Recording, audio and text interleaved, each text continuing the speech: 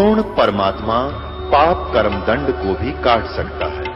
अभी तक जिस भी संत व महापुरुष से मिले, उन्होंने यही बताया कि पाप कर्म फल भोगने से ही समाप्त होगा। वो प्रभु कौन है जो पाप कर्म को काट देता है, वो काल के बंधन से छुड़वा देता है। उसका क्या नाम है, पूजा की विधि क्या है?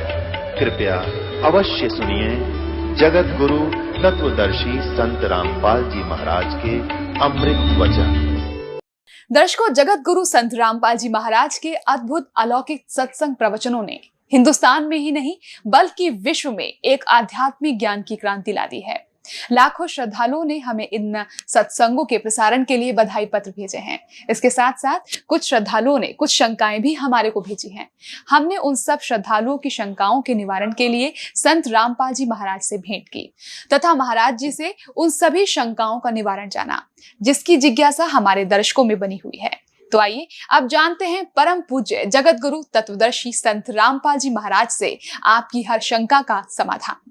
महाराज जी, तत्वदर्शी संत की क्या पहचान है, कृपया प्रमाण सहित बताइए। तथा गीता अध्याय 18 के श्लोक 62 में गीता ज्ञानदाता अपने से अन्य परमेश्वर की शरण में जाने को कहता है, वह परमेश्वर कौन है? गीता ज्ञानदाता अपनी स्थिति बताता है दूसरे अध्याय के 12वें श्लोक में, 10वें अध्याय के दूसरे श्लोक में, चौथे अध्याय के 5 और 9 श्लोक में कि अर्जुन तेरे और मेरे बहुत जन्म हो चुके हैं और आगे भी होंगे। ये ना समझना तू नहीं जानता मैं जानता हूं। इसलिए उसने कहा कि 18वें अध्याय के 62वें श्लोक में कि तू सर्वभाव से उस परमेश्वर की शरण में जा, उसकी कृपा से तू परम शांति को और सनातन परम धाम को प्राप्त होगा। अब आपको फिर लाते हैं 15वें अध्याय के 16 और 17 2 श्लोकों पर, देखिएगा। यह है अध्याय नंबर 15 का। अब श्लोक नंबर हम 16। दिवौ इमौ पुरुषौ लोके सर्च अक्षरः एव च सर सर्वाणी भूतानि कुटस्थ अक्षर उच्यते। इन्हीं का अनुवाद पढ़ लेते हैं। 15वां अध्याय। इस संसार में नासवान सर्वनासवान अक्षर अविनाशी 2 प्रकार के पुरुष माने परमात्मा प्रभु ब्रह्म 2 कहे। और संपूर्ण प्राणियों के शरीर ना तो नासवान है, जीवात्मा अविनाशी कही जाती है। फिर ये 70वें में तुरंत कहा कि उत्तम पुरुष है तू अन्य, वो श्रेष्ठ भगवान तो इन दोनों से कोई और है। और परमात्मा इसी उदाहरत जिसको भगवान कहा जाता है।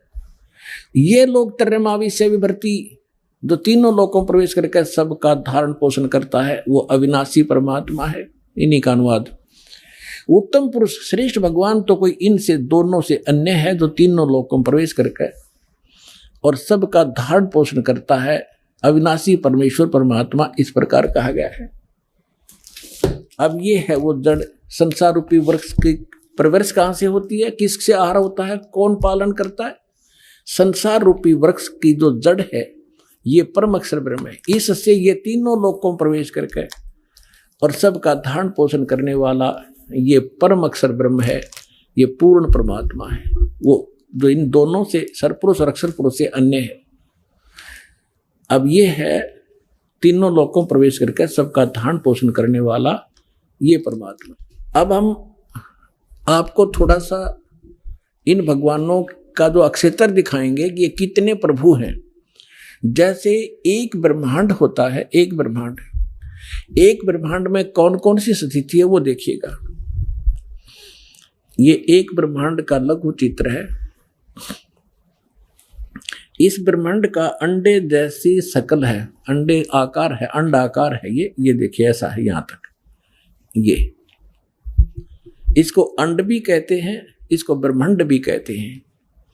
और इस ब्रह्मांड के अंदर जो व्यवस्था है वो हमारे शरीर के अंदर हम देख सकते हैं जब हम हमारे इन चैनलों को, कमलों को ऑन कर लेंगे मंत्रों के साधना करके। तो इसलिए इसको पिंड, शरीर को पिंड कहते हैं। जैसे एक टेलीविजन के अंदर कहीं भी कार्यक्रम हो रहा हो, वो कार्यक्रम हो रहा कहीं और देख हम टीवी पर सकते हैं, ऐसे ये शरीर हमारा है। तो पूरे ब्रह्मांड का जो नक्शा है इस पिंड के अंदर है। इसको पिंड भी कहते हैं, इसको अंडाकार है इसलिए अंड भी इसी को कहते हैं। अरे राधा स्वामी वाले ये नकली पिंड अलग बताते हैं, अंड अलग बताते हैं, और ब्रह्मांड न्यारा क्या क्या पता नहीं इनको। ये देखिएगा, तो ये इस ब्रह्मांड के अंदर क्या क्या व्यवस्था है, नीचे से शुरू करते ये 5 ये 7 हैं, तल अतुल वितल महातल अतल सुतल रसातल और पाताल लोक। और ये पृथ्वी लोक, ये ब्रह्मा का लोक, ब्रह्मा जी का लोक, विष्णु शिव जी का लोक, विष्णु जी का लोक, और ये स्वर्ग, और ये नरक, ये इंद्र का लोक, ये मानसरोवर, ये धर्मराज का लोक, और ये एक ब्रह्मलोक है इसके अंदर। ये सारा ब्रह्मलोक कहलाता है। इतना ये एक ब्रह्मलोक है। इसमें इसने क्या कर रखा है, नकली सतलोक, ये महेंद्र काल द्वीप, फिर नकली सतलोक, नकली अलखलोक, और नकली अगमलोक, और नकली अनामी लोक की रचना इस काल में करवा रखी। ये दुर्गा जी का लोक। यहां इसने गुप्त स्थान बना रखा है, और इस गुप्त स्थान पर कोई नहीं जा सकता इस काल की रजा से बिना। ब्रह्मा विष्णु महेश का पिता है। इसने 3 स्थान बना रखे, एक रजोगुण प्रधान क्षेत्र, एक तमोगुण प्रधान क्षेत्र, एक सतोगुण प्रधान क्षेत्र, जिसमें ये रजो इस ब्रह्मा रूप में ये अपना ऐसा रूप बना लेता है ब्रह्मा जी जैसा, और दुर्गा को ये अपनी सावित्री के रूप में रखता है। इन दोनों के संयोग से इस रजोगुण प्रधान क्षेत्र में रहते हुए जो पुत्र उत्पन्न होता है, इसकी शकल जैसा हो जाता है, उसको ब्रह्मा नाम दे देता है, और वो रजोगुण युक्त हो जाता है। इसी प्रकार ये सतोगुण युक्त स्थान है, इसमें स्वयं विष्णु रूप धारण करता है, दुर्गा को महालक्ष्मी रूप में रखता है। इन दोनों के संयोग से इस सतोगुण प्रधान क्षेत्र में रहने से जो पुत्र उत्पन्न होता है वो सतोगुण युक्त हो जाता है, और उसका नाम विष्णु रख देते हैं। इसी प्रकार ये शंकर रूप बना लेता है, दुर्गा को पार्वती रूप में रखता है, और इन दोनों के संयोग से तमोगुण प्रधान क्षेत्र में जो पुत्र उत्पन्न होता है वो तमोगुण युक्त हो जाता है। इसलिए रजगुण ब्रह्मा, सतगुण विष्णु और तमगुण शिव जी की उत्पत्ति करके ये फिर नीचे के लोकों का प्रधान बना देता है, इनको एक एक द्वीप दे देता है। और ये तीनों भगवान केवल पृथ्वी लोक, स्वर्गलोक और इस पाताल लोक, इन 3 लोकों के ऊपर ही ये प्रभुता रखते हैं इस एक ब्रह्मांड में। बस इतने मालिक हैं, इतने स्वामी हैं। और ये ब्रह्म है इनका पिता सरपुरुष, ये केवल 21 ऐसे 21 ब्रह्मांडों का स्वामी है। ये देखिएगा, आप जी ने जो ब्रह्मांड देखा था ये वाला, अब ये समझो ये एक गेंद सी होगी, और ये 21 ब्रह्मांड का अक्षेत्र है इस सरपुरुष का। गीता अध्याय नंबर 15 के श्लोक नंबर 16 और 17 वाले में 3 पुरुष हैं। ये सरपुरुष का क्षेत्र है 21 ब्रह्मांड। ये एक ब्रह्मांड है जिसको गेंद दिखाई देती है आपको, गेंद सी। 5 ब्रह्मांडों को इकट्ठा करके इसने एक महाब्रह्मांड बना रखा है। ऐसे 4 ब्रह्मांडों में 20 महाब्रह्मांडों में 20 ब्रह्मांड रोक रखे हैं। इसके बाद इसने एक ब्रह्मांड जैसा क्षेत्र ये अलग से और है, ये तो लिखने के लिए समझाने के लिए अलग लिखा है। यहां भी इसने एक धोखा कर रखा है, नकली सतलोक, नकली अलखलोक, नकली अगमलोक और नकली अनामी लोक भी 21वें ब्रह्मांड में भी रचना करवा रखी है। ये तपस्या जहां बैठकर ये 1 लाख मानव शरीरधारी प्राणियों को खाता है, ये काल ब्रह्मा विष्णु महेश का पिता। और यहां से फिर आगे निकल जाते हैं, परब्रह्म का लोक में जाना होता है। अब देखिएगा, इसके बैक में कंप्लीट देखेंगे।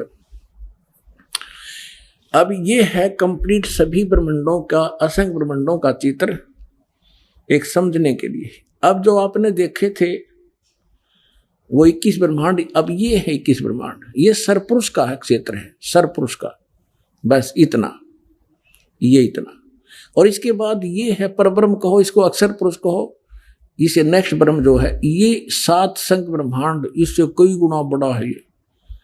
ये अक्षर पुरुष का केवल इतना ही अक्षेत्र है 7 संख्य ब्रह्मांड का, और ये है वो परम अक्षर ब्रह्म। असंख्य ब्रह्मांड का स्वामी ये असंख्य, ये छोटे छोटे दिखे सारे ब्रह्मांड हैं, सारे अलग अलग से। ये तो थोड़ा सा क्षेत्र इन दोनों का, और इस पूर्ण परमात्मा का संग इंक्लूडिंग दिस ब्रह्म एंड पर ब्रह्म, सरपुरुष और अक्षर पुरुष इंक्लूडिंग ये परमात्मा सब के ऊपर ओवरऑल कंट्रोलर, कुल का मालिक है। ये है वो परम अक्षर ब्रह्म। गीता अध्याय नंबर 8 के श्लोक नंबर 1 में अर्जुन ने प्रश्न किया कि हे भगवान, आपने गीता अध्याय नंबर 7 के श्लोक नंबर 29 में कहा है कि जो व्यक्ति जरा और मरण से छूटने का प्रयत्न ही कर रहे हैं, इस संसार की किसी वस्तु की इच्छा नहीं रखते, वो तत्ब्रह्म को और सारे दातम को और सभी कर्मों से परिचित हैं, वही व्यक्ति यहां से जरा और मरण, जरा माने वृद्ध अवस्था का दुख, कहर, बुढ़ापे का, और मरण माने मृत्यु, इन दोनों दुखों से बचने का जो प्रयत्न कर रहे हैं वो उस तत्ब्रह्म से परिचित है। तत्ब्रह्म कौन? अभी आपको बताया था। अब देखिएगा गीता अध्याय नंबर 7 के 29 को पढ़ते हैं। ये देखिए श्रीमद् भगवद गीता अध्याय नंबर 7 का और श्लोक नंबर 29 यहां पर है। हम संस्कृत पढ़ेंगे, आराम से समझ लेंगे। जरा मरण मोक्षाय, जरा माने वृद्ध अवस्था, मरण माने मृत्यु, मोक्ष माने छुटकारे के लिए, माम आश्रित यतन्ति ये ते ब्रह्म तत्विदु कर्षणम अध्यात्म कर्म च अखिलम।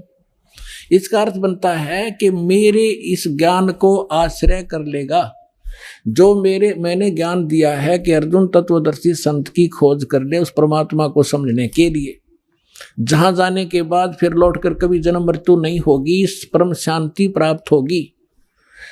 जो मेरे इस ज्ञान को आश्रित कर लेता है और जो केवल जरा और मरण से छूटने का जो प्रयत्न कर रहे हैं वो तत्ब्रह्म से परिचित हो चुके हैं और सारे दातम ज्ञान से और सभी कर्मों से परिचित हैं। केवल वही उस जरा और मरण से छूटने के लिए प्रयत्नशील है, संसार की किसी वस्तु की इच्छा नहीं रखते।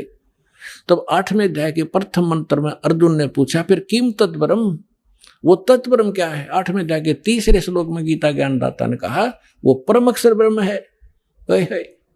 एक सरब्रह्म, 21 ब्रह्मांड का स्वामी, इसको सरपुरुष कहो, सरब्रह्म कहो।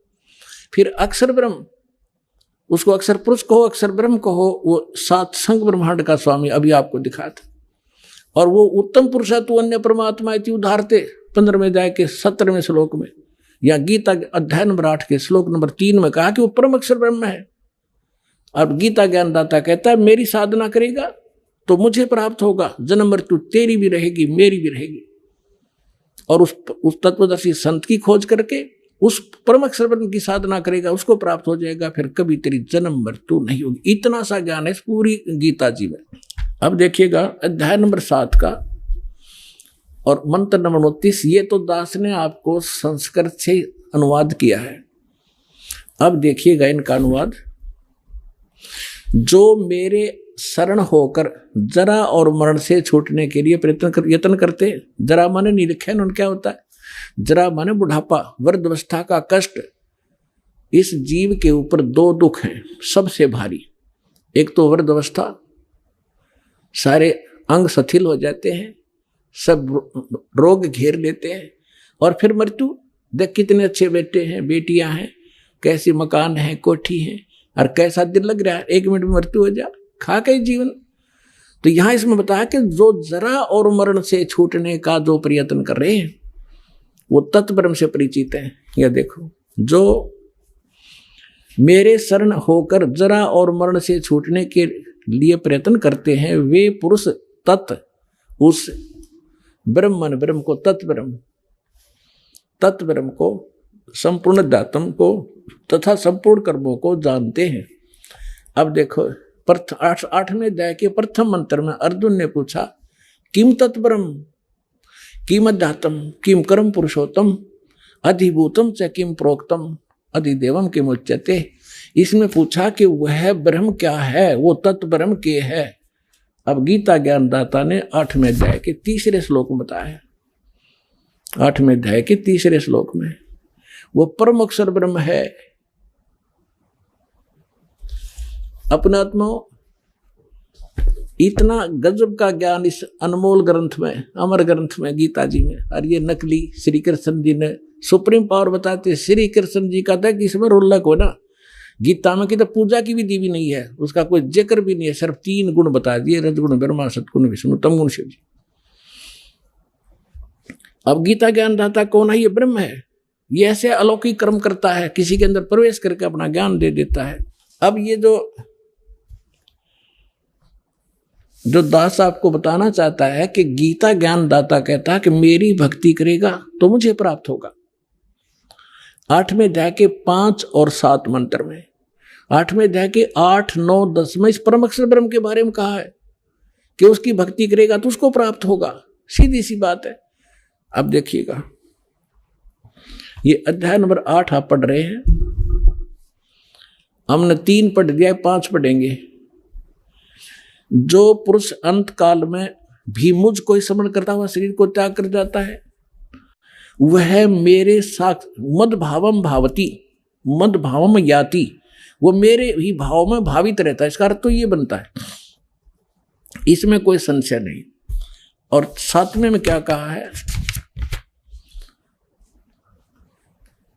अब 7वें में कहा है कि इसलिए हे अर्जुन, सब समय में मेरा स्मरण कर और युद्ध भी कर, मुझ में अर्पण किए हुए मन बुद्धि युक्त होकर निसंदेह मुझको ही प्राप्त होगा। अब देखो, गीता ज्ञान दाता कह रहा है कि यदि तू मेरी भक्ति करेगा तो युद्ध करना पड़ेगा तेरे को, यहां परम शांति नहीं हो सकती, क्योंकि जहां युद्ध है वहां शांति कैसे? और युद्ध में भी स्मरण जरूरी। तो इसलिए जो हठ योग करते हैं, जंगल में बाहर वन में चले जाते हैं, या 2.5 घंटे सुबह 2.5 घंटे शाम को हठ योग करते हैं, ये गीता और वेदों विरुद्ध है और सच्चिदानंद घन ब्रह्म की वाणी के विरुद्ध है। सच्चिदानंद घन ब्रह्म की वाणी में उस तत्व ज्ञान में लिखा है, नाम उठत नाम बैठत नाम सोत जागवे, नाम खाते नाम पीते नाम सेती लागवे। यही गीता में लिखा है कि तू युद्ध भी कर, मेरा स्मरण भी कर, और इसका सिमरण करते हुए अंतिम सांस तक तू मेरा सिमरण करता हुआ शरीर छोड़कर जाएगा तो मुझे प्राप्त होगा। अपना मंत्र क्या बताता है देखिएगा, गीता अध्याय नंबर 8 के श्लोक नंबर अब 13 में गीता ज्ञानदाता कहता है, ओम इति एकाक्षरम ब्रह्म व्यवहारण माम अनुसमरण, ये प्रयाति तदंदेहम सयाति परमाम गतिम।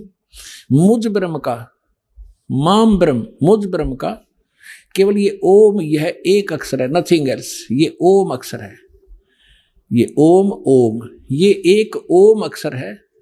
और सुमन करके, उच्चारण करके सुमन करने का, और ये प्रयाति तदंदेहम, जो इसका सिमरण करता हुआ शरीर छोड़कर जाता, सयाति परमाम गतिम, वो इस ओम से मिलने वाली परम गति को प्राप्त करेगा, परम गति को। अब ओम से मिलने वाली परम गति कौन सी है? ब्रह्मलोक, क्योंकि ब्रह्म का मंत्र है ओम।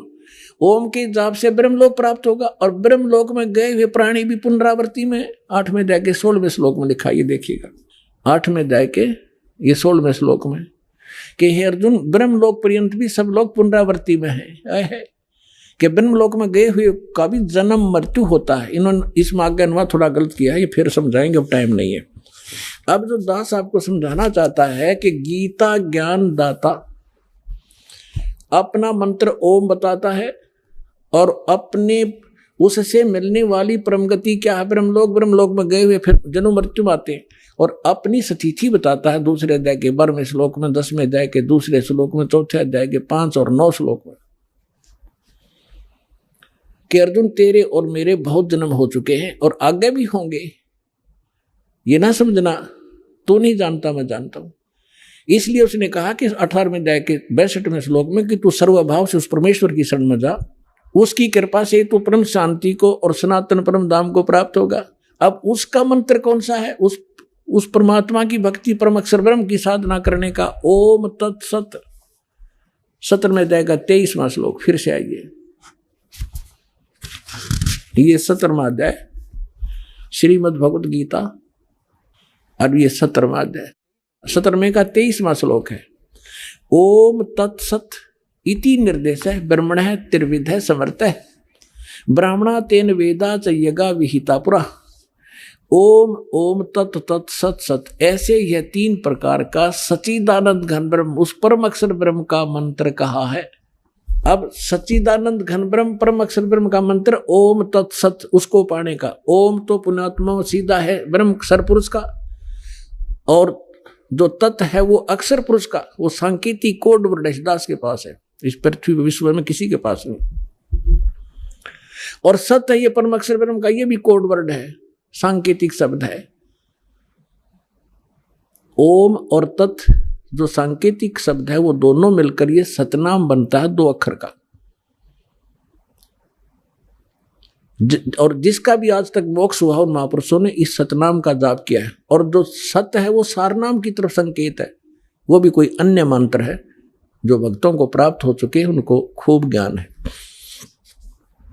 अब 8वें अध्याय के 8, 9, 10 श्लोक, 3 श्लोकों में गीता ज्ञानदाता उस परम अक्षर ब्रह्म की साधना के लिए कहता, उसकी भक्ति करेगा उसको प्राप्त होगा, मेरी करेगा मुझे प्राप्त होगा, मुझे मेरी भक्ति करेगा जन्म मृत्यु तेरी भी रहेगी मेरी भी रहेगी, सनातन परम धाम नहीं प्राप्त हो सकता, परम शांति नहीं हो सकती, वो स्थान प्राप्त नहीं हो सकता जहाँ जाने के बाद फिर दौड़कर कभी संसार बन जाते, और उसके बगैर पूर्ण मोक्ष नहीं हो सकता, परम शांति नहीं हो सकती, और ये जन्म मरण का कष्ट मिट नहीं सकता।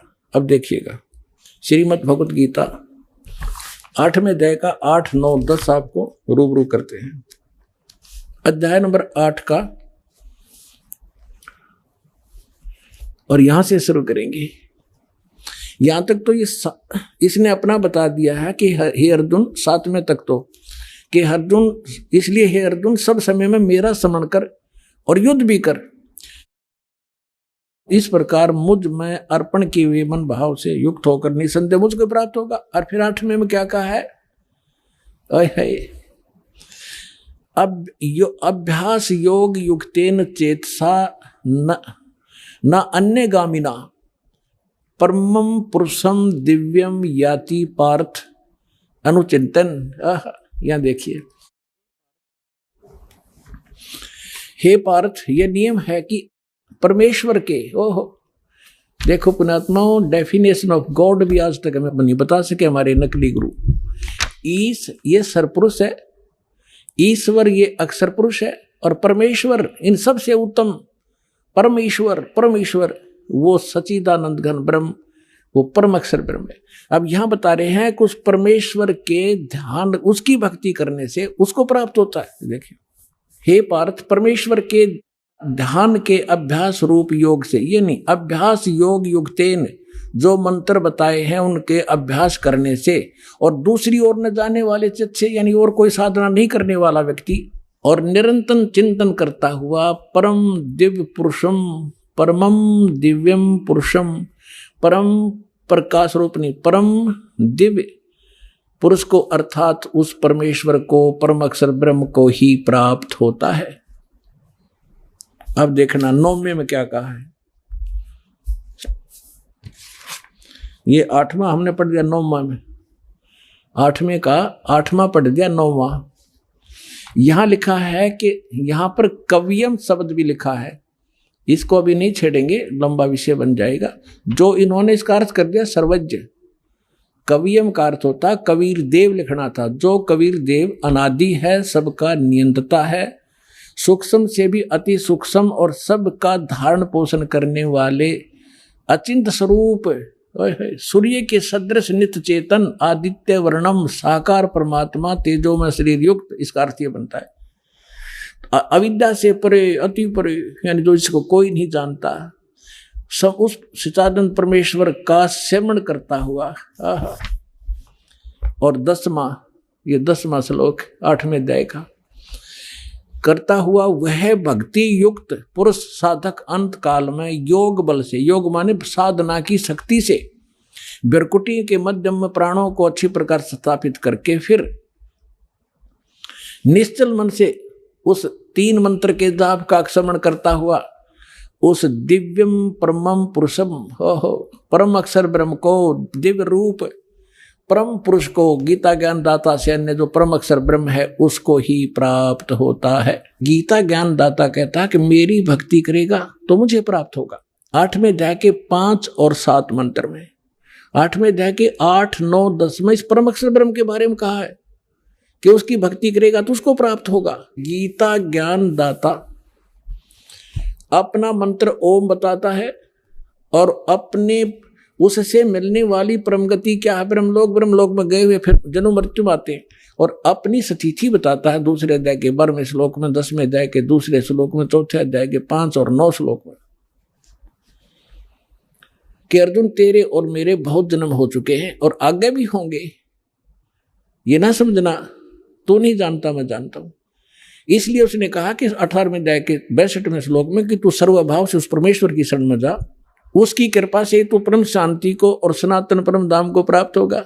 वो परमात्मा है गीता ज्ञानदाता, अपने से अन्य परमात्मा के विषय में कह रहा है कि उसकी पूजा करनी चाहिए। और इसमें स्पष्ट कर दिया कि उसके पश्चात तत्वदर्शी संत मिलने के बाद तत्व ज्ञान के द्वारा इस अज्ञान को हटाकर काटकर उसके पश्चात परमेश्वर के उस परम पद की खोज करनी चाहिए, जहां जाने के बाद साधक फिर लौटकर कभी संसार में नहीं आते। अपने विषय में गीता ज्ञानदाता दूसरे अध्याय के 12वें श्लोक में, 10वें अध्याय के दूसरे श्लोक में कहता है अर्जुन तेरे और मेरे बहुत जन्म हो चुके हैं, तू नहीं जानता मैं जानता हूं। तो इसे सिद्ध है कि यदि हम गीता ज्ञानदाता की भक्ति करेंगे तो हम फिर भी जन्म मृत्यु में रहेंगे, हमें कंप्लीट मोक्ष नहीं होगा, शाश्वत स्थान नहीं मिलेगा, हमें परम शांति नहीं हो सकती।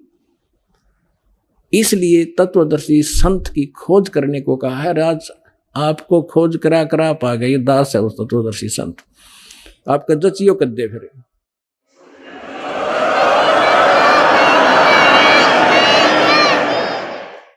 आइए अब हम उन श्रद्धालुओं के अनुभव जानते हैं जो जगत गुरु तत्वदर्शी संत रामपाल जी महाराज जी से दीक्षा प्राप्त कर चुके हैं तथा उनके द्वारा बताए गए भक्ति मार्ग पर चल रहे हैं। क्या शुभ नाम है जी आपका? मेरा नाम जितेंद्र सिंह अहलूवालिया है। कहाँ से आए सर आप?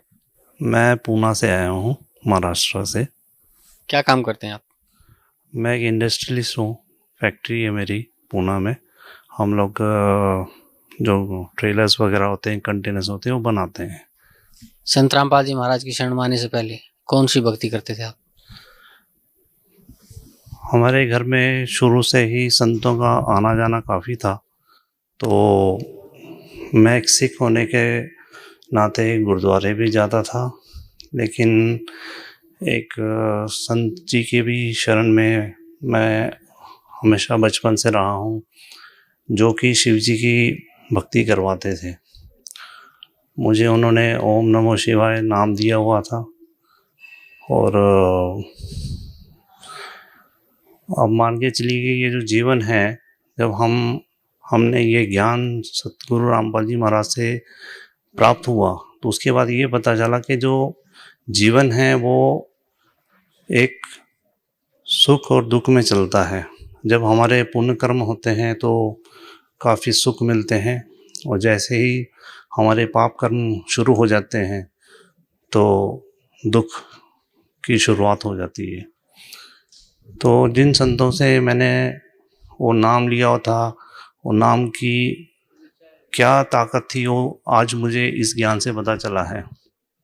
उसकी कोई ताकत नहीं थी। क्योंकि मैं हर रोज़ का मेरा नियम ये था कि मैं जब घर से निकलता था, गुरुद्वारे जाता था, मत्था टेकता था। वहाँ से मेरी फैक्ट्री करीब करीब 1 घंटे दूर थी। आधे घंटे का सफ़र मैं सतनाम वाहिगुरु का जाप करता था, और आधे घंटे उसके बाद में मैं ओम नमो शिवाय का जाप करता था। और जब मैं फैक्ट्री पहुँचता था, उसके बाद देखता था कि दोनों कोई काम नहीं कर रहे हैं, उल्टा हर रोज़ मेरा नुकसान ही नुकसान होता जा रहा है। और एक समय ऐसा आ गया कि मैं टोटल ही स्क्वायर में फंस गया। ऐसा फंसा कि मुझे कुछ नहीं समझ आ रहा था कि मैं क्या कर सकता हूँ अभी। वो फंसना ऐसे था कि मेरा घर, मेरी फैक्ट्री, सभी कुछ बैंक के ताबे में हो चुकी थी। लोगों का, क्रेडिटर्स का बहुत सारा देना सिर पे कर्ज बन गया। ऐसी हालत हो गई, ऐसी स्थिति हो गई कि ना तो मैं घर में रह पा रहा था और ना मैं फैक्ट्री जा पा रहा था।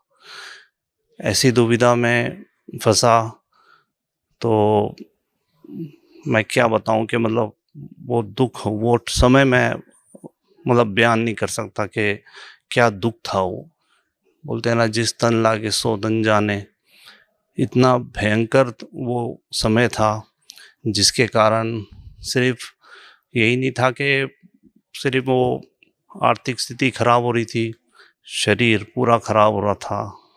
घर वालों को कईयों ने बताया कि इसके ऊपर कई बाहर की चीज़ें भी कर रखी हैं जिसके कारण ये शायद पूरा मेंटली डिस्टर्ब हो जाएगा, मेंटल हो जाएगा। कई संतों ने भी बताया, क्योंकि हमारे घर में संतों का काफ़ी आना जाना रहता था। कईयों ने ये भी बताया कि ये वाकई में ये मेंटल हो जाएगा, ये नहीं रह पाएगा। तो इसके चलते मैंने एक दिन फिर उन संतों के पास गया और उन संतों से जाके मैंने काफ़ी चर्चा की। आखिरी में उन्होंने मुझे ये कह दिया कि ये तो ब्रह्मांड है, ब्रह्मांड में तो ये दुख सुख तो चलते हैं, ये तो भुगतने पड़ते हैं। मैं बड़ा तड़फा। मैं आया और अपनी मदर के भाव में लपेट के मैं रोया, बहुत रोया। मैंने बोला मुझे नहीं पता क्या है ये, क्या ब्रह्मांड है और क्या स्थिति है, मुझे कुछ समझ में नहीं आ रही है। मेरे जैसा आदमी, जो मैंने कभी शराब को हाथ नहीं लगाया, कभी नॉनवेज नहीं खाया, कभी मैंने किसी को दुख देने की कोशिश नहीं की, और मेरे जैसे आदमी के साथ अगर ऐसा दुख है तो इस ब्रह्मांड या जाओ जो भी बोलते हैं, मुझे समझ नहीं आ रहा क्या स्थिति है ये। और वो पुकार जो मेरे हृदय से निकली, जो मेरी आत्मा से निकली, इस परमात्मा ने सुन ली। संत रामपाल जी महाराज की शरण में कैसे आए आप? संत रामपाल जी महाराज की शरण में मैं ऐसा आया कि संत रामपाल जी महाराज जी के एक शिष्य हैं पुणे में ही। मैं गाड़ियाँ बनाता हूँ और वो गाड़ियाँ चलाते हैं, जो हम कंटेनर्स वगैरह बनाते हैं। तो उनके लिए मैंने 2002 में मैं सदगुरु के शरण में आया था। तो 2002 में मुझे पता चला कि उन्होंने कुछ गाड़ियाँ बनवानी हैं। तो मैं उस ऑर्डर के लिए मैं उनके ऑफिस में गया था। उनका नाम रविंदर दास है। तो मैं उनके ऑफिस में जाके बाहर बैठा हुआ था। वो इतने में फिर मुझे उन्होंने अंदर बुलाया तो मुझे उन्होंने देखा। मैं करीब 3 साल के बाद उनको मिला था। उसके पहले 3 साल पहले उन्होंने गाड़ियाँ बनवाई थी। तो उन्होंने मुझे कहा कि जितेंद्र जी क्या हो गया, आपका चेहरा एकदम मतलब आपका पूरा ही रूप बदली हुआ है, क्या हो गया आपको ये। मैंने मतलब वहाँ पे मुझसे रहा नहीं गया। मैंने पूरी अपनी स्थिति बताई कि मैं किस तरह से फंस चुका हूँ और मेरे साथ क्या क्या बीत रहा है। आज मैं दोपहर के 2-2:30 बजे गया था। तो उन्होंने मुझे पूरा इस परमात्म ज्ञान का पूरा उन्होंने चीज़ समझाई। हमको वहाँ बैठे बैठे रात के 10:30-11 बज गए और मुझे समझ में आ गया कि यहाँ पर कोई चीज़ है, ये जो ज्ञान बता रहे हैं इसमें कुछ मतलब अंदर से आत्मा ने पूरी उस चीज़ को पकड़ लिया कि यहाँ पर कुछ ना कुछ बात बन जाएगी। क्योंकि इसके पहले भी मैंने कोई जगह नहीं छोड़ी, ना कोई मंदिर छोड़ा, ना कोई मस्जिद छोड़ा, ना कोई संत छोड़ा। हर एक के पास जाके मुझे फैमिली वाले भी ले जाते थे, क्योंकि मेरी तो मेंटली स्थिति इतनी ख़राब थी कि मुझे समझ में नहीं आता था कि क्या करूं। तो मुझे हर जगह ले जाते थे। तो जब मुझे ये ज्ञान पता चला तो मुझे लगा कि मैं तो वैसे दुख ही में काफ़ी था। मैं तो अपना दुख ही निवारण करने की कोशिश कर रहा था, ज्ञान को एक साइड में समझ रहा था, लेकिन मुझे ज़्यादा ये था कि मेरा दुख निवारण हो जाएगा इससे। मैंने उनसे कहा मुझे पूरा एड्रेस दीजिए सब। मैंने अगले दिन की टिकट की कोशिश की, वो नहीं मिली। उसके अगले दिन की मिली। मैं करोथा आश्रम पहुंच गया। करोथा आश्रम पहुंचने के बाद में जो मुझे सदगुरु के दर्शन हुए और जो मैंने वहाँ पे सब चीज़ें समझी, मैं वो दिन गया और ये दिन आया। मैंने पीछे अपने जीवन में कभी दुख नहीं देखा। फिर मेरे साथ बहुत कुछ होता था। जिस दिन मैं ट्रेन में बैठा था उस दिन भी हमारे फैक्ट्री में एलपीजी की पाइप को आग लग गई थी। आग लगते हुए पूरी आग चलते हुए पूरी सिलेंडर की तरफ बढ़ रही थी, सारे वर्कर्स वगैरह बाहर निकल गए थे। और फिर मुझे वहाँ से फ़ोन आया जब मैं करोता आश्रम में था कि वो आग एकदम सिलेंडर के पास जाके अपने आप बुझ गई। मैंने सदगुरु के शरण में दंडवत मार के कहा, गुरुजी आए दिन कुछ ना कुछ होता रहता है, बहुत मुसीबत है। मैं बहुत दुखी आ रहा था उस समय, मुझे कुछ समझ में नहीं आ रहा था क्या करूं। परमात्मा ने सिर पे हाथ रख के बोला, बेटा ये आखिरी था, इसके बाद कुछ नहीं होगा, अभी ये आखिरी था बेटा। और मैं आज बताता हूँ, वो 2002 और आज 2012, मुझे कुछ कोई हमारे यहाँ पे कोई मुश्किल नहीं, कोई तकलीफ नहीं, कुछ नहीं। इतना शांत वातावरण कर दिया है आसपास में, क्योंकि ये जब तक हमारे वातावरण शांत नहीं होगा हम भक्ति क्या करेंगे, हम क्या परमात्मा को पहचानेंगे। हमारे आसपास में आग लगी हो और हम क्या भक्ति कर सकते हैं। इसके लिए परमात्मा ने पूरा शांत कर दिया और पूरी भक्ति करवाई। फिर मुझे समझ में आया कि मेरा दुख जो मेरे लिए वरदान बन गया, तो परमात्मा कहते हैं कि उस सुख के माथे पत्थर पड़ो जिससे नाम हृदय से जाए, और ऐसे दुख के मैं बलिहारी जाऊं जो पल पल नाम रटाए। उस नाम मेरे लिए वरदान बन गया। मुझे यहाँ पर आके पता चला कि वो मुझे दुख ही था जो मेरा यहाँ पे वरदान बन के और मुझे मोक्ष का मार्ग मिल गया। ये भक्ति जो है ये मैंने कभी ज़िंदगी में भी नहीं सोची थी कि ऐसा भी होता है कि हम ऐसे जीवित में ऐसी भक्ति करते हैं और ऐसे पर हम तो सोचते थे कोई ऋषि मुनि लोग ही ये सब पा सकते हैं, हम तो एक मनुष्य हैं बस, हमारा तो ऐसा ही गुरुद्वारे में जाना, मंदिरों में जाना, माथा टेकना और ऐसा ही जीवन निकल जाएगा। सर, संत रामपाल जी महाराज से नाम उपदेश लेने के बाद आपको क्या क्या लाभ मिला? बहुत लाभ हुआ है। जैसे एक तो मैंने आपको अपनी आर्थिक स्थिति का बताया, फिर आर्थिक स्थिति में मैं आपको बता सकता हूँ कि ऐसे ऐसे जिसको लोग चमत्कार बोलते हैं या जो भी बोलते हैं, लेकिन इंसान पे जब दुख होता है ना उसको समझ में आता है कि वो कष्ट कैसे निकला जाए। अभी हम लोग कंटेनर्स बनाते हैं, 2010 में एक बार ऐसा हो गया कि हमने कुछ 28 गाड़ियों के ऑर्डर्स लिए थे, करीब करीब 3-4 करोड़ का वो माल था पूरी गाड़ियों का, और गाड़ियाँ बनी और हमने टाटा मोटर्स के पार्किंग में भिजवा दी। उसके बाद में कस्टमर का हमें फ़ोन आया कि गाड़ी आपने 15 फीट 4 इंच बना दी है, जो कि आपने 15 फीट बनानी थी। मेरे पैरों नीचे ज़मीन निकल गई। मैंने बोला ऐसा कैसे हो सकता है? बोला नहीं, मैं गाड़ी के पास खड़ा हूँ, हमने टेप लगाया हुआ है, हम देख रहे हैं यहाँ पर। मैं बोला ठीक है, मैं अपनी पूरी टीम को भेजता हूँ वहाँ पे, वो आके चेक कर लेंगे पूरी, हम देखते हैं कहीं क्या प्रॉब्लम है। मैंने सतगुरु जी से, संत रामपाल जी महाराज से एक उनके बारे में सुना था। उन्होंने बताया था कि उनके घर में उन्होंने जो उनकी खिड़की के ऊपर में एक जाली लगाई थी, तो वो जाली कम थी और बाद में वो जाली बढ़ गई थी। मैंने मन ही मन प्रार्थना की, हे मालिक अगर आप जाली बढ़ा सकते हो तो मेरी गाड़ी भी 4 इंच छोटी कर दो मालिक, बहुत बड़ा नुकसान हो जाएगा। मैं यही प्रार्थना करते करते अपने घर से निकला था और फैक्ट्री जा रहा था और यही प्रार्थना करते जा रहा था। और जब मेरी पूरी टीम वहाँ पे पहुँची, उन्होंने जब जाके गाड़ियाँ चेक की तो मुझे फ़ोन आया कि सर नहीं, बिल्कुल गाड़ियाँ जो है 15 फीट ही हैं, कोई उसमें बिल्कुल भी ये नहीं है। ये चीज़ मतलब बताना, किसी को बताएं तो कोई विश्वास ना करे, लेकिन मेरी आत्मा जानती है क्यों मालिक ने गाड़ियाँ छोटी कर दी थी। जो 15 फीट 4 इंच बनी थी वो मालिक ने 15 फीट कर दी। ये तो मतलब परमात्मा के लिए तो बहुत छोटी चीज़ें हैं। बहुत सबसे बड़ी चीज़ें ये हैं कि जो मालिक हमें ये मोक्ष का मार्ग बता रहे हैं, ये ज्ञान दे रहे हैं। ऐसा ही जब मैं दुखी था तो आर्थिक स्थिति बहुत ख़राब थी। मेरे जीवन का सबसे बड़ा दुखित दिन वो था जिस दिन मुझे अपने बच्चों के फीस भरने के लिए भी पैसे नहीं थे।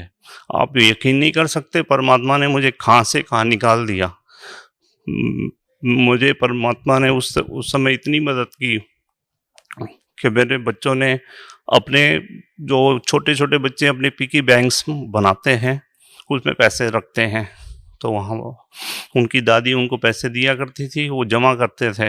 एक दिन मुझे मतलब ऐसे लगा कि मैं आज क्या करूं, तो दोनों बेटे छोटे छोटे थे, एक 8 एक 10 साल का था उस समय, दोनों अपना पिगी बैंक ले आए। मुझे बोलते पापा आप इसमें से हमारी फीस भर दो।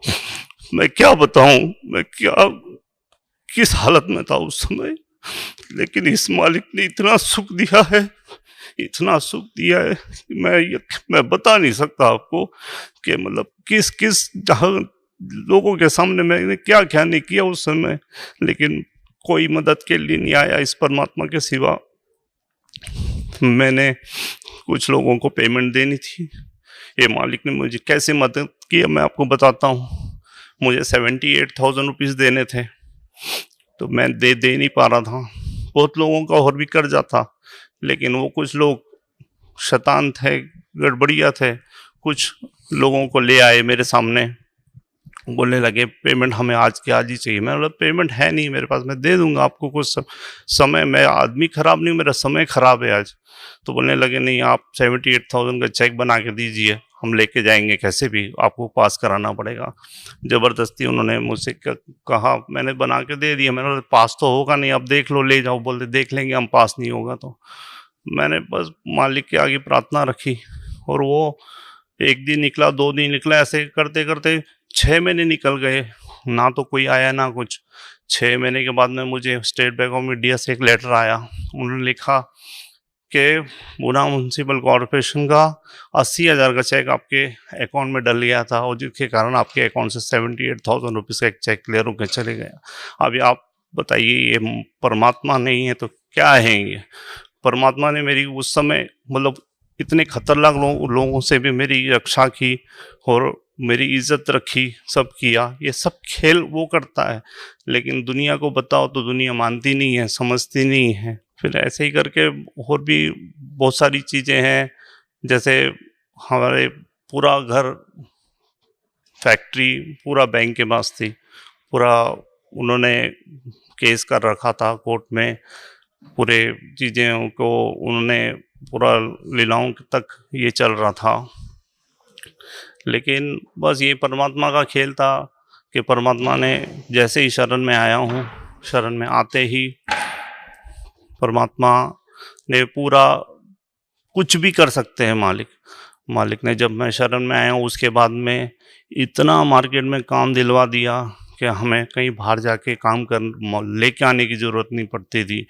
लोग आके कहते थे हमारी गाड़ी बना दो, हमारी गाड़ी बना दो, और इतना काम आया जिसके कारण हमने बैंक से बात की। बैंक से बात करके उनको बताया कि हम ऐसे ऐसे करके आपको देंगे। बैंक वाले भी मान गए, और धीरे धीरे करते हुए हर एक चीज़ ठीक हो गई। आज परमात्मा ने बहुत ही सुख दिए हैं, और अब मैं मतलब माइनस से भी नीचे था, वो वहाँ से मुझे आज यहाँ परमात्मा ने अपने चरण कमलों में रखा हुआ है। मतलब इतना सुख दिया है कि मैं आपको, मेरे पास कोई वर्ड्स नहीं है कि जिससे मैं आपको उस डिस्क्राइब करके बता सकूं। जितेंद्र जी, भक्त समाज को आप क्या संदेश देना चाहते हैं? मैं यही संदेश देना चाहता हूं कि अभी आप देखिए, मेरे जैसा आदमी जो कभी किसी को दुख नहीं देता था, नॉन वेज नहीं खाता था, ड्रिंक्स नहीं पीता था, और सुबह शाम हमारे घर में संतों का आना जाना रहता था, और गुरुद्वारे जाना था, मंदिर जाता था, सब करता था। मेरे साथ क्या हो गया? तो ये क्या है, यहाँ पे बस यही है कि हम अपने सब कर्मों के ऊपर चल रहे हैं। हमारे जितने पुण्य होंगे उतने हमको बस अच्छा उस समय मौज होगी, छाया रहेगी। जैसे हमारे पाप कर्म स्टार्ट हो जाएंगे, हमें धूप मिलेगी, हमें सेक मिलेगा, इतनी हीट मिलेगी आप अपने आप को नहीं पहचान पाओगे। तो हमें आज जो सदगुरु रामपाल जी महाराज ऑथेंटिक प्रूफ्स के साथ में हर ग्रंथ को बता रहे हैं, हर शास्त्रों को बता रहे हैं, हमें किसी को भी पूछने की ज़रूरत नहीं है। हमें बस इतना करना है कि आज जो वो टीवी चैनल्स पे बता रहे हैं, जो उनके सीडीज़ बनी हुई आप वो देख सकते हो, उनकी किताबें वो देख सकते हैं। हमें किसी को मत पूछिए, आप हमारा भी मत सुनिए ना, लेकिन इतनी बेनती है कि आप ये सिर्फ अपना थोड़ा सा समय निकाल के और इस चीज़ पे गौर करिए, और फिर 110% आपको बताते हैं कि इसमें कोई शंका नहीं मिलेगी, आपको कोई डाउट्स नहीं रहेंगे, हर चीज़ आपकी क्लियर हो जाएगी और आप परमात्मा पा सकते हैं, आप मोक्ष प्राप्त कर सकते हैं। इतना गारंटेड मार्ग है ये। जितेंद्र जी, आप बता रहे थे कि आप सतनाम वाहेगुरु जी का जाप करते थे, तो ये सतनाम वाहेगुरु जी क्या है? सतनाम वाहेगुरु जी, मुझे सदगुरु रामपाल जी महाराज के शरणों में आने के बाद में इसका मतलब समझा कि मैंने कितना जाप किया उसका, और उसका असली में मतलब ये है कि जब गुरु नानक देव जी को जब कबीर साहिब जी सचखंड लेके गए थे, और वहाँ पे जाने के बाद में गुरु नानक देव जी ने ये कहा था कि मुझे यहीं रहने दो, मुझे वापस मत भेजो उस काल के लोग में। तो कबीर साहिब जी ने बोला था, नहीं, आपको हम विधि बताएंगे, आपको विधि वक्त आना है, मैं वहाँ पे आपको मिलूँगा, गुरु रूप में मिलूँगा, आपको सतनाम दूंगा, फिर मोक्ष प्राप्त होगा और आप आ सकते हैं। फिर गुरु नानक देव जी ने जब वहाँ से आए थे वापस, और उन्होंने उदासी स्टार्ट की थी, पहली उदासी जैसे उनकी काशी की थी, तो उन्होंने यही कहा था कि वही गुरु मिले और मुझे सतनाम दे।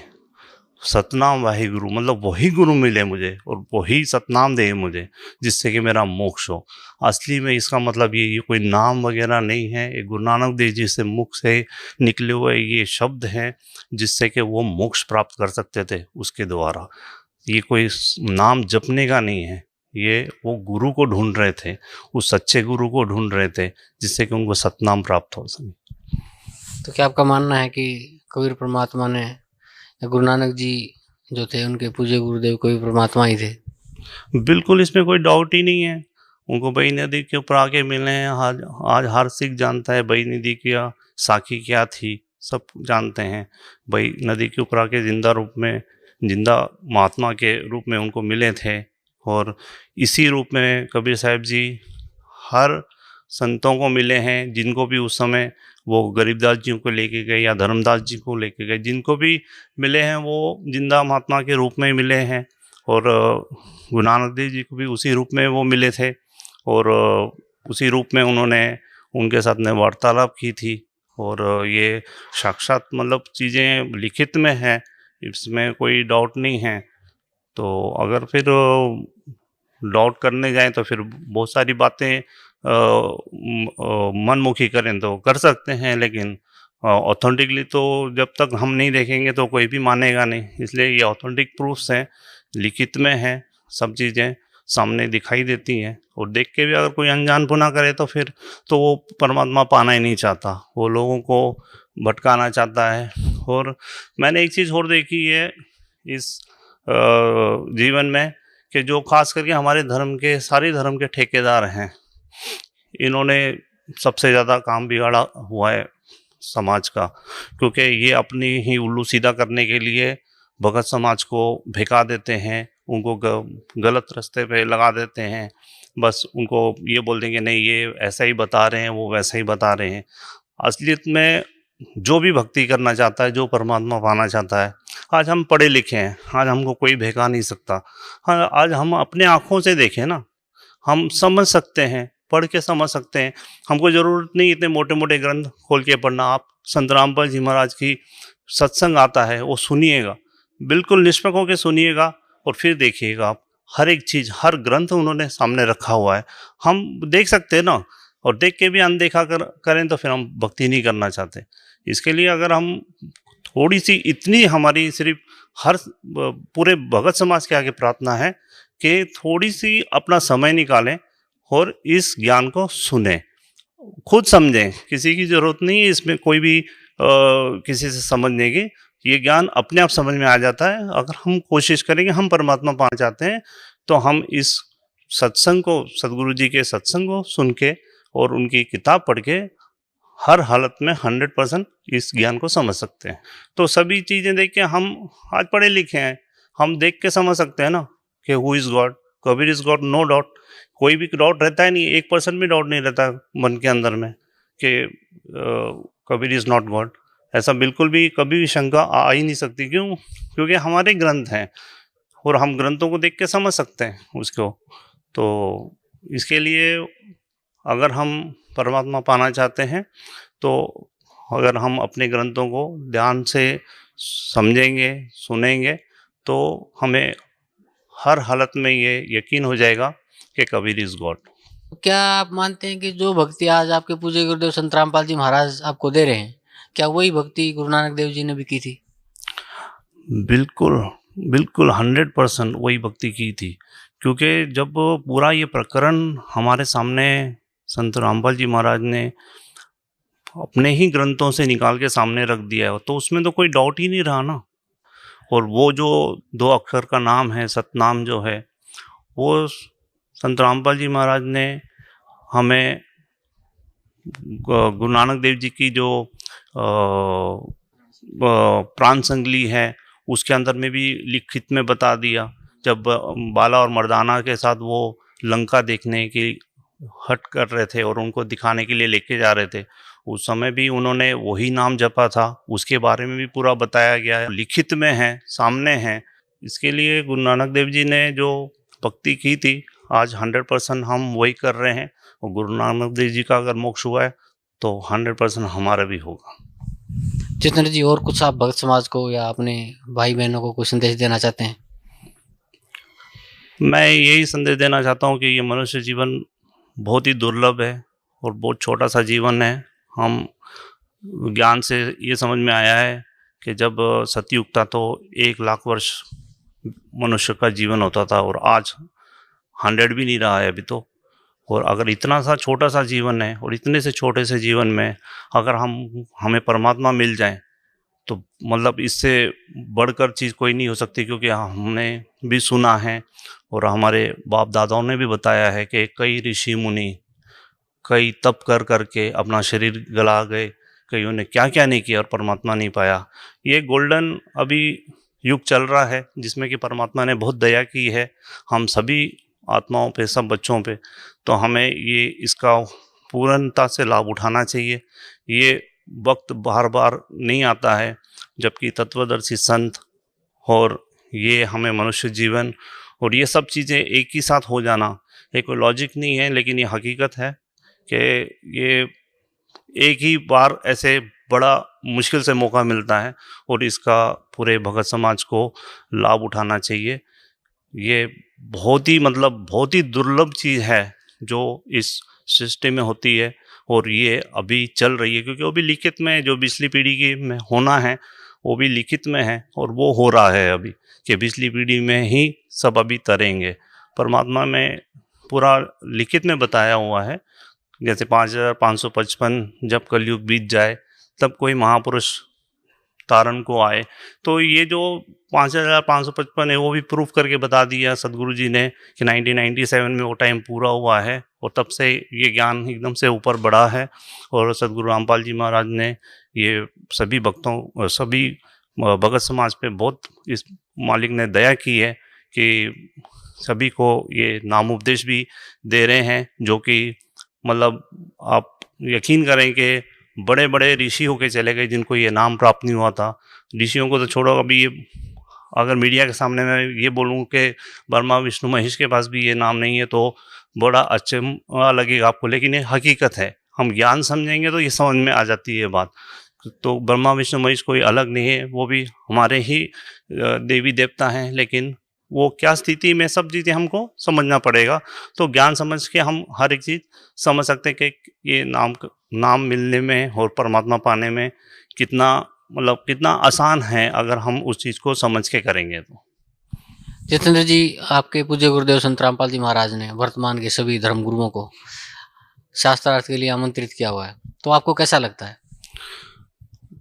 बहुत ही अच्छी बात है। अगर यही हमारे सभी धर्मों के जो ये ऊपर में बैठे हुए हैं, अगर ये सच को सामने ले आएं तो मेरे ख्याल से बिल्कुल कुछ भी समय नहीं लगेगा परमात्मा को हम सबको यहाँ से सतलोक लेके जाने के लिए। सिर्फ यही कुछ लोग हैं जो कि मतलब ये बिल्कुल अपना मैं तो कहूँगा कि अपना उल्लू सीधा करने के लिए इन्होंने ये हट बना के रखा हुआ है, जो कि भगत समाज के सामने ये सच्चाई को आना नहीं देने चाहते हैं। क्योंकि इन्होंने गलत ज्ञान दे चुके हैं। ये इनके ज्ञान रिकॉर्ड हो चुके हैं शास्त्रों में। इनकी जो किताबें हैं उसमें बिल्कुल शास्त्रों के उलट ज्ञान है इनका। तो इसलिए अभी ये फंस चुके हैं और ये ज्ञान को इसके लिए आगे आने नहीं देना चाहते हैं। क्योंकि अगर हर आदमी के पास में क्या हुआ कि भक्ति करने के लिए समय नहीं है तो सत्संग नहीं देखते हैं, कि कोई ग्रंथ को पढ़ते नहीं है। बस जो हमारे बाप दादा करते आ रहे हैं, कहीं घंटी बजा दी, कहीं अगरबत्ती लगा दी, कहीं कुछ कर लिया, वो कर रहे हैं। अगर थोड़ा सा समय निकालें और इस ज्ञान को समझने की कोशिश करें तो ये जितने भी संत बैठे हैं आज अपने आप को संत कहते हैं, इनका असली चेहरा सबके सामने आ जाएगा और सच्चाई उस परमात्मा की सबके दिल में उतर जाएगी और हम सब मोक्ष प्राप्त कर लेंगे। धन्यवाद भाई साहब, आपको बहुत बहुत धन्यवाद। नमस्कार सर। नमस्कार जी। क्या शुभ नाम है जी आपका? मैं विनय दास, त्रिनगर, दिल्ली से। सर क्या काम करते हैं आप? मैं पेशे से अध्यापक हूँ, गणित का टीचर हूँ मैं। मेरा अपना एक इंस्टीट्यूट है। सर संत रामपाल जी महाराज की शरण माने से पहले आप कौन सी भक्ति करते थे? मैं वही झूठी भक्ति करता था, जो पंडित वगैरह करवाते थे उनके पास जाता था। खूब धक्के खाए मैंने वहाँ पर उनके पास जाके, लेकिन मुझे जो है शांति नहीं मिली। मेरे एक स्टूडेंट हैं गौरव भगत जी, जो हमारे पास मैथ पढ़ने के लिए आते थे। उनसे मैंने एक बार जो है गुरु जी के बारे में पूछा तो वो मुझे यहाँ पर आश्रम में लेके आए। यहाँ पर फिर मैंने गुरु जी का सत्संग जो है 2-3 बार अटेंड किया, उनको समझा, फिर मैंने उनके बाद यहाँ पर आके उनका नाम लिया। तो सर संत रामपाल जी महाराज से नाम उपदेश लेने के बाद आपको क्या लाभ मिला? मुझे ज़िंदगी में बड़ा लाभ मिला। मैं एक तो जीवन में बड़ा परेशान रहता था, दिमाग मेरा हमेशा अशांत रहता था। हालांकि पैसा बहुत आया मेरे पास, लेकिन शांति दिमाग में नहीं रहती थी। अब मैं किसी भी समस्या का समाधान जो है शांति से करता हूँ, आराम से करता हूँ, प्यार से करता हूँ। सबसे बड़ा चेंज मेरे में ये आया। मैं प्रॉपर्टी के पीछे बहुत भागता रहता था, यहाँ बनानी है प्रॉपर्टी, वहाँ बनानी है प्रॉपर्टी, लेकिन बनती नहीं थी। कुछ ना कुछ मुसीबत में फंस जाता था, कहीं पर लोन हो जाता था, कहीं पर कुछ हो जाता था, उतारते उतारते प्रॉपर्टी बिक जाती थी। लेकिन जब से गुरु जी की शरण में आया हूँ, मैंने प्रॉपर्टी बनाई है, मेरे पास कोई लोन भी नहीं है और शांति से मैं काम कर रहा हूँ अपना, किसी तरह की कोई फिक्र नहीं है। तो सर भगत समाज को, साधक समाज को क्या संदेश देना चाहते हैं आप? मैं यही संदेश देना चाहता हूँ कि इन लोभी पंडितों के, बेकार के गुरुओं के चक्कर में पड़ने की जरूरत नहीं है। सीधे बरवाला आश्रम आओ, यहाँ नाम लो और अपने जीवन को सफल बनाओ। धन्यवाद भाई साहब, आपको बहुत।